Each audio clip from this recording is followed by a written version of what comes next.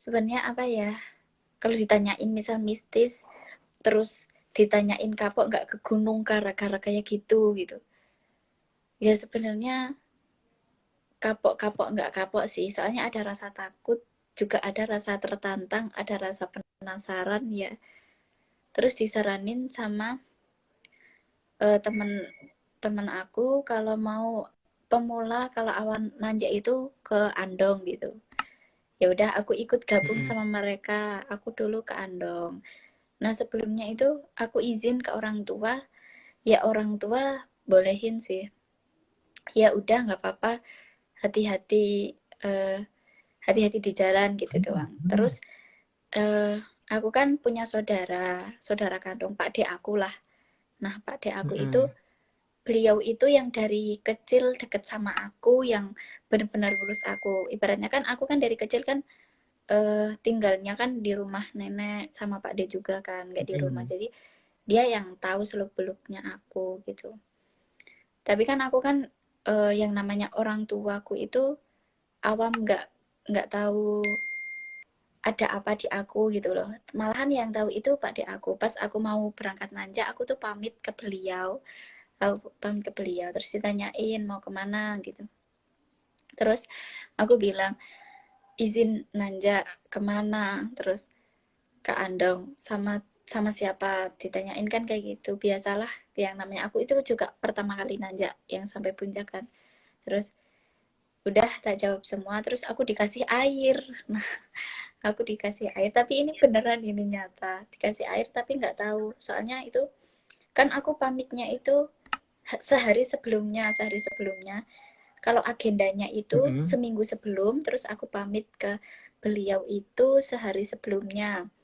Terus pas eh, aku hamin berapa jam mau berangkatnya udah dijemput sama teman-temanku juga. Nah, itu aku dikasih air. Ini dibawa, nanti kalau kamu, ya ibaratnya bilangnya tuh kalau kamu sesek atau kamu kenapa pikirannya lagi nggak karuan atau kamu kecapean, nanti minum aja ini. Jangan lupa berdoa gitu. Kalau sebelum sebelum pendakian berdoa di bawah gitu sih, pesennya tuh kayak gitu doang. Terus tetap berangkat ya, fine fine aja, fine. Aku itu berangkat berapa orang ya, 8 sampai 10 orang lah. Itu dari ada teman-temanku Jogja, Klaten juga turun pas SMA Itu via mana tuh. itu? Apa, sawit, Via lewat mana? Hah? sawit sawit kan. Di sawitnya tuh aku udah berangkat aman gitu loh, aku rasanya aman aja. Terus mau berangkat pendakian udah Mm-mm. persiapan berdoa, langsung naik kan, langsung naik ke atas. Terus pos satu itu waktu pocong ya,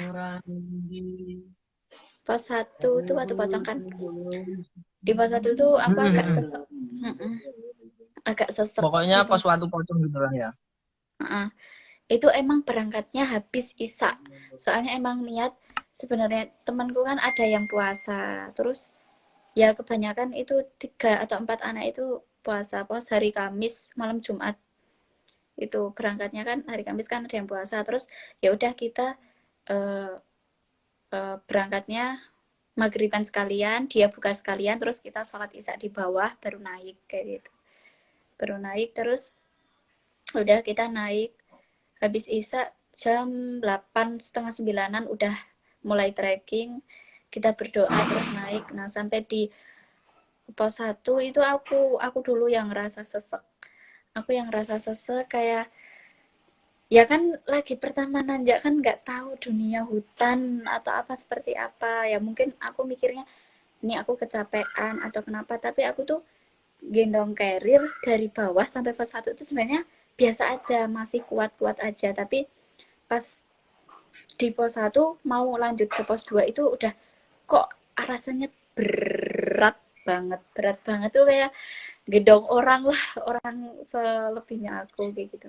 Terus habis itu aku ya itu inget inget pesannya beliau Pak Deko yang ngasih air itu, katanya kan minum kalau capek, kalau apa kan minum lah, kan mikirnya aku mungkin capek Mm-mm. gitu. Terus aku minum minum gitu, aku minum itu Bismillahirrahmanirrahim. Nah, pas itu aku ngerasa sih, kalau itu benar-benar ngerasa kayak ditabokin.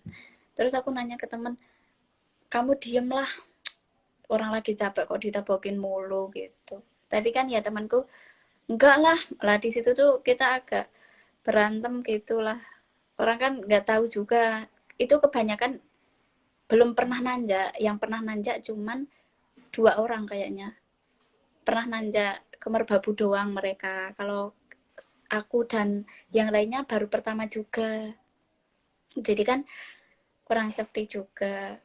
Soalnya ya kurang pengalaman, masih kurang pengalaman kayak gitu. Terus pas udah naik, temen cowokku itu dari Lampung kan dia tinggal di Magelang, yang orang Lampung itu dia padahal tinggi, dia tinggi lebih dari Mimin, lebih dari Mas Huda, dia tinggi, dia nggak kuat gendong tas biasa loh.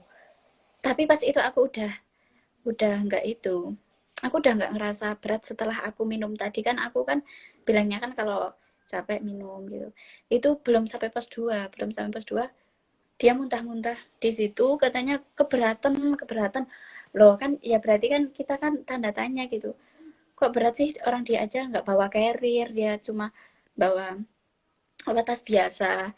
Ya kita sih masih maklum, nggak ada pikiran mistis gitu, soalnya ya mungkin dia kan pertama kali nanjak, jadinya mungkin emang gampang capek gitu. Mungkin kamu sakit, ditanyain sama temenku yang anak Magelang. Enggak, aku nggak sakit, aku nggak enak badan tiba-tiba di sini gitu, berat banget gitu.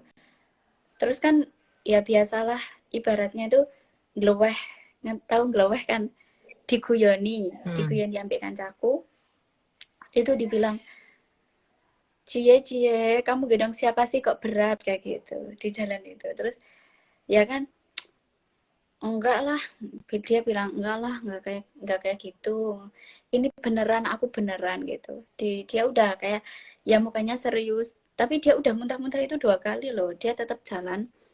Terus gantian tasnya itu dibawain sama teman aku cewek, tasnya dibawain kan barangkali dia keberatan, tapi ya udah. Terus hampir hampir pos 2 itu dia bener-bener udah nggak kuat, dia udah nggak kuat. Terus 3 anak yang nganterin dia ke bawah itu, 3 anak cowok kayaknya, yang lain ke bawah, yang lain di pos 2.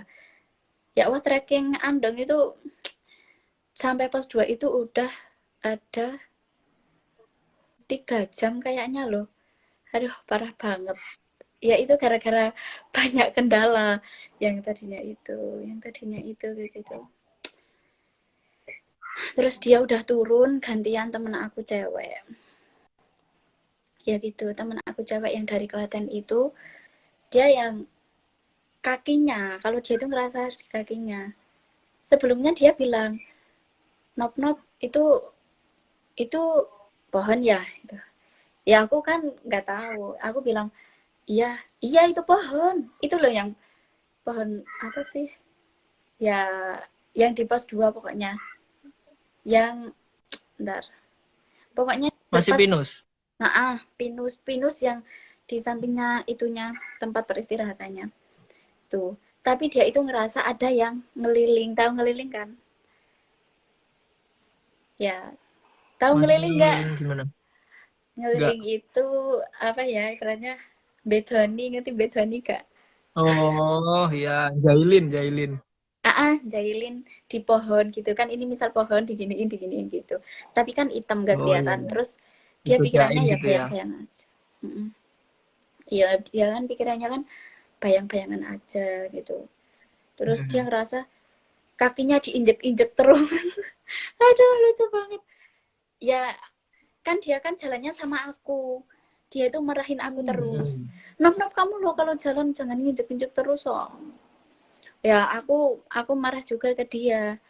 Ya enggak lah, ngapain juga aku jalan nginjek-injek kamu, kurang kerjaan ya kan, aku bilang gitu. Lah salahnya aku itu kan, maksudnya aku dari rumah itu udah dipesenin kayak gitu sama Pak Deku itu, kayaknya beliau itu udah firasat kurang baik, harusnya kan aku ngasih minumnya juga ke teman-teman aku. Tapi enggak, ya namanya pikiran gimana ya, buntu mungkin atau kurang pengalaman juga gitu. Juga lagi pertama lagi. gitu. Jadinya ya itu, jadi tiga aku, temanku cowok sama cewek satu Klaten yang digodain terus. Tapi ya alhamdulillah kita sampai puncak gitu. Tapi itu lucunya dia itu ngikutinnya aku tuh sampai di rumah gitu loh. Aku tapi nggak kerasa. Kita aman sih, kita sampai puncak Mm-mm. aman. Udah setelah dia kayak diinjek-injek, udah kita bertujuh berarti, berenam. Soalnya kan yang satu nggak nggak kuat, terus yang tiga tadi kan turun ke bawah nganterin dia. Terus berenam sampai puncak, ya kita nikmatilah di puncak, orang lagi pertama kali puncak ya, seneng ya, alhamdulillah lah sampai di puncak ya kayak gitu. Tapi pas itu alhamdulillahnya cuacanya cerah gitu, jadi dapat bonus juga.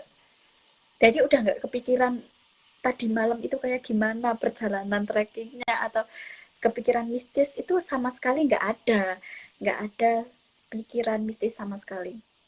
Soalnya kan mikirnya ya mungkin kita capek, mungkin kita lagi pertama kali nanjak gini rasanya gitu. Nah kita udahlah ya masak-masak ngapa-ngapain gitu, kita turun. Terus yang pas turunnya itu kita turun jam berapa ya?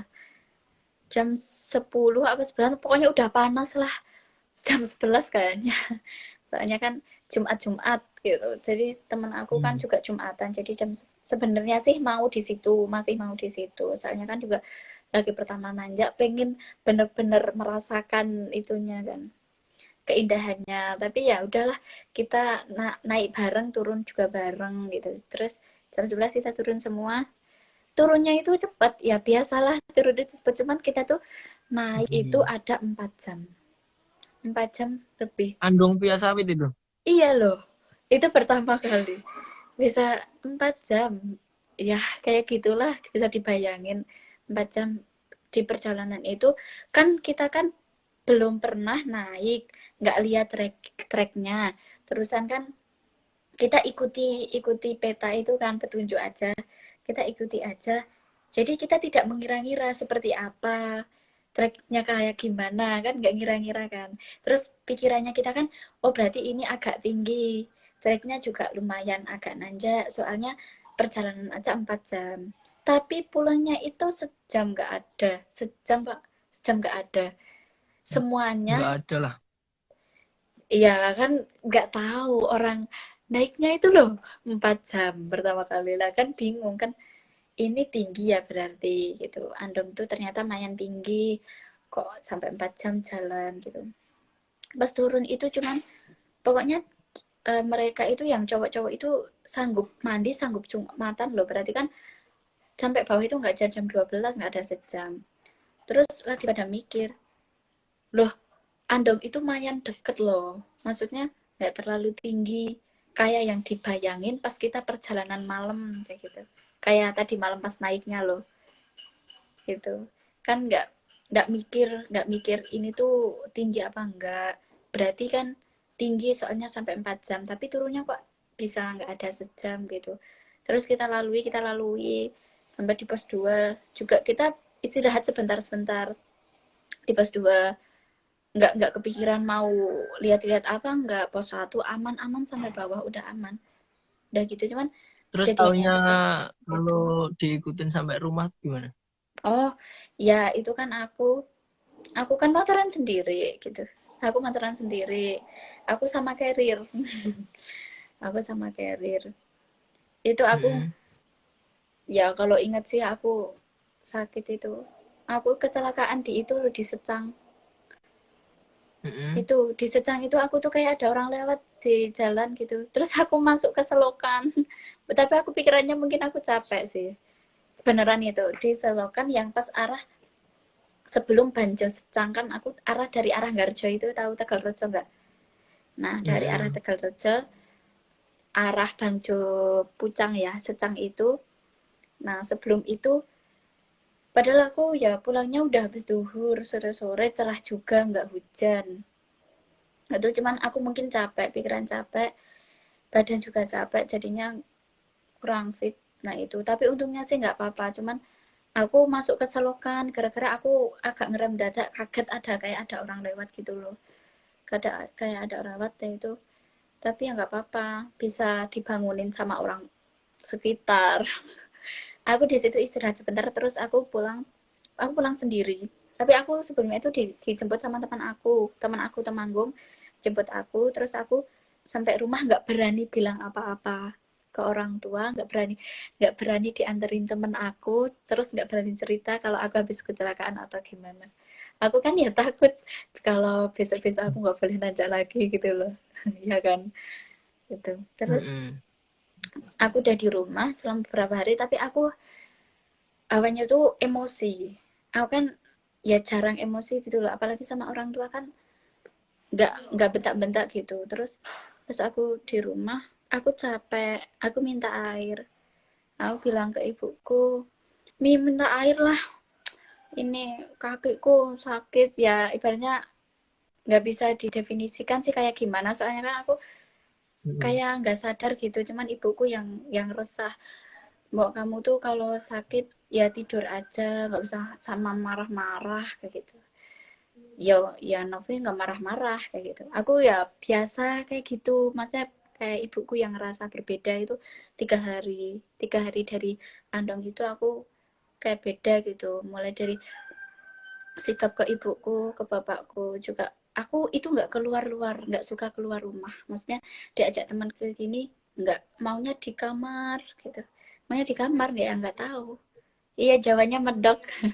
Ya, saya orang Jawa, Mas. Saya orang apa? Ya, maaf. Orang Jawa. Jadi ya medok. Mm-mm. Medok inilah Jawa. Terus gimana tuh? Terus ya habis itu aku hari ketujuh apa ya? Pas aku main lah itu aku main ke rumahnya Pak D aku. Main ke rumahnya Pak D aku. Terus tanyain, kamu dari mana kayak gitu. Hah? Ya dari rumah. Nah, kan bilang kayak gitu. Iya Jawa juga. Itu aku dari rumah. Terus ditanyain Pak D, kamu lewat mana? Ya lewat kayak biasanya. Kan mungkin kan beliau yang melihat aku kayak gitu, terus kan bertanya-tanya gitu. Nggak kepikiran kalau habis nanjak itu kejadian kayak gitu. Itu.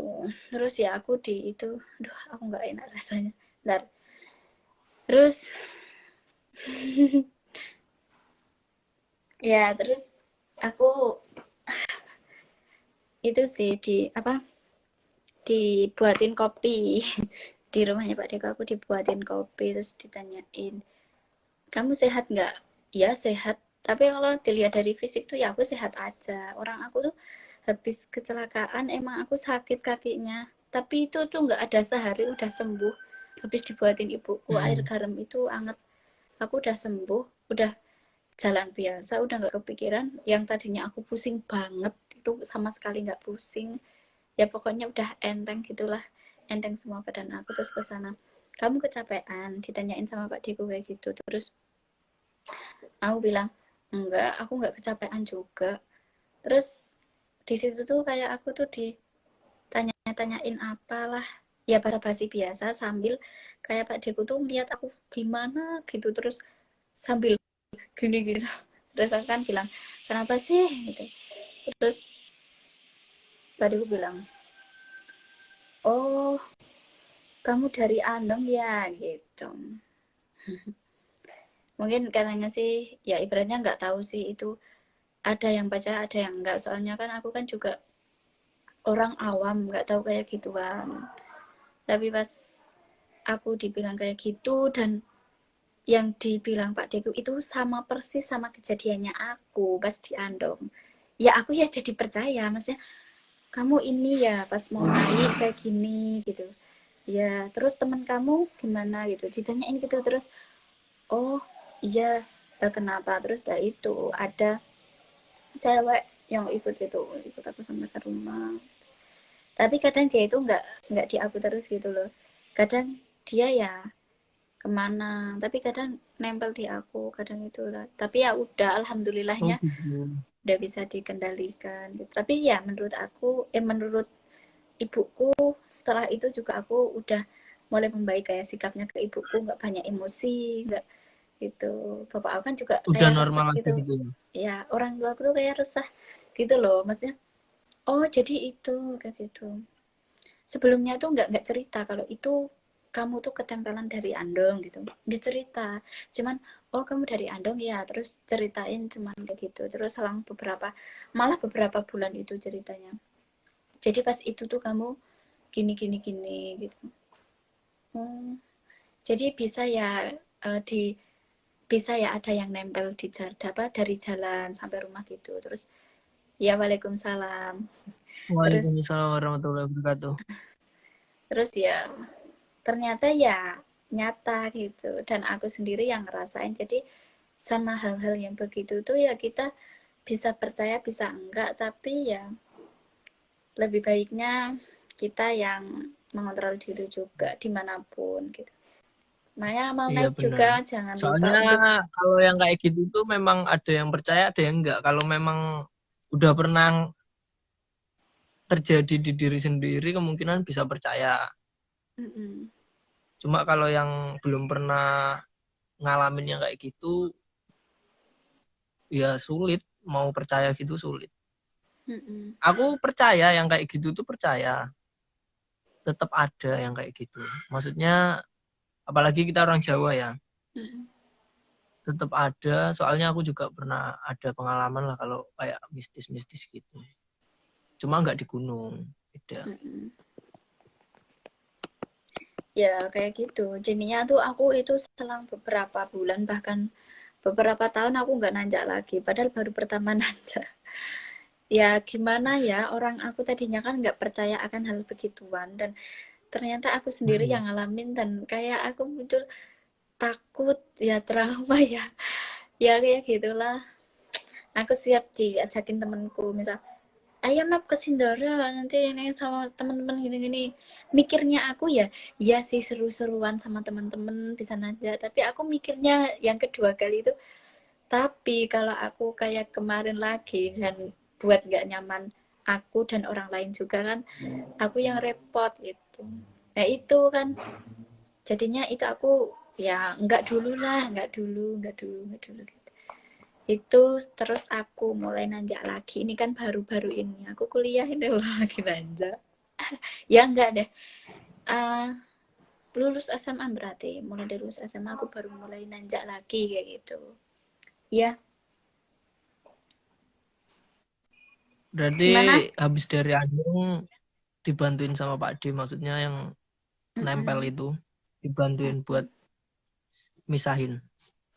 Iya, ya aku itu sih alhamdulillah, apa, tirakatnya juga ya orang tua aku ya Pak Deko, ya kan ibaratnya aku jadi kayak nyusahin orang-orang gitu loh dengan ada kayak begitu ya kan. Aku jadinya kan nggak mau, takut ini takut itu, ceritain ya nggak apa-apa. Kadang kan ya kamu kan tahu sendiri aku kan pendek, kadang tuh aku tuh ngerasa naik itu berat, kadang juga enteng ya sampai sekarang, tapi aku tuh nggak tahu, aku tuh nggak tahu apa yang kurasa ini tuh sama yang dilihat orang lain yang bisa lihat begituan gitu loh kan, nggak tahu juga. Mungkin kan ada makhluk-makhluk baik lah, semoga aja semuanya baik, niatnya baik. Amin. Iya. Ah, ya kalau disukai orang mah aku seneng, tapi kalau disukai yang nggak kelihatan ya aku takut gitu. Udah ya, terima kasih untuk ceritanya tadi, dan yang udah bergabung terima kasih juga. Terima kasih untuk cerita mistisnya. Oke, Kita lanjut lagi kapan-kapan. Oke. Siap. assalamualaikum. Waalaikumsalam warahmatullahi wabarakatuh.